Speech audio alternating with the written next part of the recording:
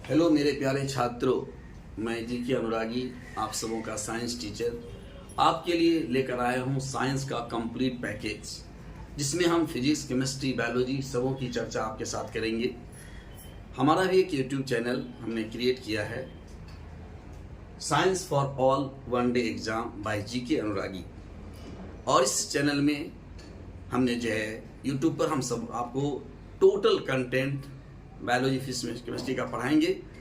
आज का जो हमारा जो टॉपिक है बायोलॉजी का एक छोटा सा टॉपिक आज हमने लिया है, some important branch of biology. तो चलें भाई हम लोग जैसा देखते हैं some important branch of biology में सबसे पहला ब्रांच हमारा है बॉटनी। आप जानते हो कि बॉटनी जो है बॉस्कीन वर्ड से बना है, और बॉस्कीन का मतलब होता है हर्ब, और हर्ब का मतलब होता है प्लांट, यानी पौधे के बारे में, प्लांट के बारे में हम विज्ञान की जिस शाखा में स्टडी करते हैं वो कहलाता है हमारा बॉटनी। जूलॉजी भाई जून वर्ड के मिलने से बना है, और जून का मतलब होता है एनिमल, और जंतुओं के बारे में या एनिमल्स के बारे में हम विज्ञान की शाखा में स्टडी करेंगे वो कहलाएगा हमारा जूलॉजी। नेक्स्ट है हमारा माइक्रोबायोलॉजी। आप जानते हो मेरे भाई कि माइक्रो और मैक्रो दो टर्म है। माइक्रो का मतलब होता है सूक्ष्म और मैक्रो का मतलब होता है लार्ज।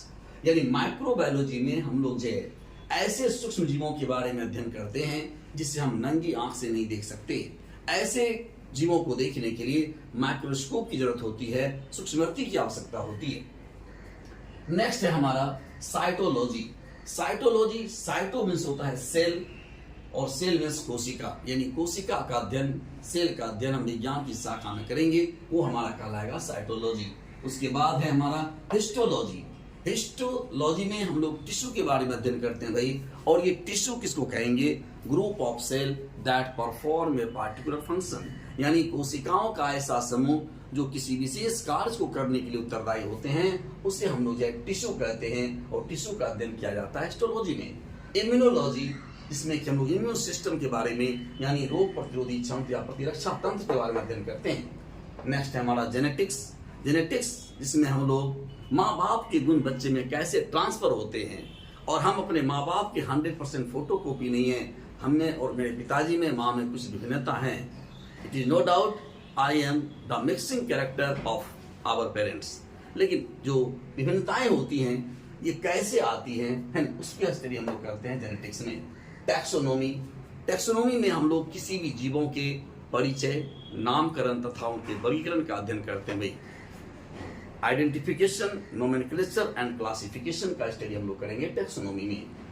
माइकोलॉजी, माइकोलॉजी में हम लोग फंगस के बारे में स्टडी करते हैं, कवक के बारे में स्टडी करते हैं, और फाइकोलॉजी में शैवाल के बारे में अध्ययन करते हैं। एक चीज यहाँ पर जैसा मैं आपको ध्यान देना चाहूंगा भाई कि बैक्टीरियोलॉजी में बैक्टीरिया, वायरोलॉजी में वायरस, तो कुछ हमारे जो साइंस, जब वैज्ञानिक प्रकृति जो हमारे बच्चे हैं वो क्या करते हैं, फाइकोलॉजी में फंगस जो है कि करके जो है गलती कर देते हैं। तो फाइकोलॉजी में फंगस के बारे में स्टडी ना करते हैं भाई, हम लोग किसके बारे में स्टडी करेंगे? अलगी के बारे में स्टडी करते हैं। अलगी मीन्स होता है शैवाल, और फंगस मीन्स होता है कवक। इकोलॉजी, इकोलॉजी विज्ञान की वह शाखा जिसमें हम लोग निर्जीव वातावरण और सजीव के आपसी संबंध के बारे में स्टडी करते हैं। सजीव का वातावरण के बीच का संबंध बताता है इकोलॉजी। पैलिएंटोलॉजी में हम जीवाश्म के बारे में अध्ययन करते हैं। जीवाश्म क्या होता है मेरे भाई? जब दो चट्टानों के बीच कोई प्लांट या एनिमल जब दब जाते हैं तो जो चट्टानों के बीच जो इंप्रेशन होता है, जो छाप होता है, या जो रिमेनिंग पार्ट्स होते हैं, उसी को फॉसिल्स कहते हैं। और फॉसिल्स का अध्ययन हम लोग विज्ञान की जिस शाखा में करते हैं वो कहलाता है हमारा पैलिएंटोलॉजी। पैथोलॉजी, पैथोलॉजी में हम लोग रोग तथा उसके निवारण का अध्ययन करते हैं। नेक्स्ट जो है हमारा है, आप देखिए मॉर्फोलॉजी। मॉर्फोलॉजी में हम लोग शरीर के बाह्य आकृति के बारे में अध्ययन करते हैं।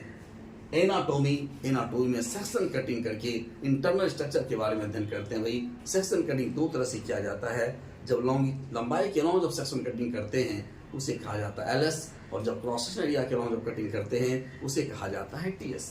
तो सेक्शन कटिंग करके जब आंतरिक संरचना का अध्ययन किया जाता है, इंटरनल स्ट्रक्चर का, उसे हम लोग कहते हैं एनाटोमी। एंटेमोलॉजी में कीट के बारे में अध्ययन करते हैं। हर्पेटोलॉजी में रेंगने वाला जो जीव जो सरीसृप है उसके बारे में अध्ययन करते हैं। इक्थायोलॉजी में हम लोग मछली का अध्ययन करते हैं। ऑर्निथोलॉजी में बर्ड पक्षी के बारे में अध्ययन किया जाता है, बर्ड्स के बारे में अध्ययन किया जाता है। एंथोलॉजी में फूलों का अध्ययन किया जाता है। पोमोलॉजी में फलों का अध्ययन किया जाता है मेरे भाई। और पैडोलॉजी में हम लोग मिट्टी का अध्ययन करते हैं।